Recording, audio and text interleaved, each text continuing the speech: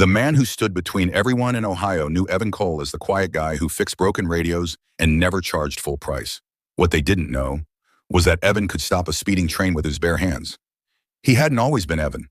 Years ago, a strange meteor lit up the Midwest sky, crashing into a cornfield just outside a small town.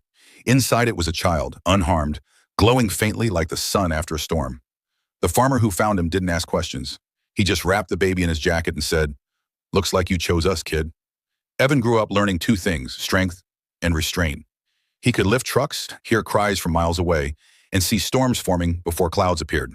But his father's words echoed louder than any superpower. Being strong doesn't make you a hero. Choosing to protect does. One night, sirens screamed across the city. A chemical plant explosion sent fire racing toward downtown. People ran. Buildings shook. Panic took over. Evan stepped into the street, pulled his jacket tight, and ran toward the chaos. Flames bent away as he moved. Steel twisted under his grip. He shielded families, carried firefighters to safety, and stood unmoving as the final blast hit him head-on. When the smoke cleared, the city still stood. Someone whispered, "Who is that?" Evan smiled softly and replied, "Just a guy making sure everyone gets home." By morning, the news called him the Sentinel. Kids wore capes made from towels. The city slept easier.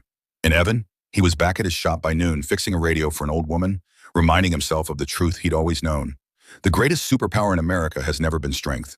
It's choosing to care.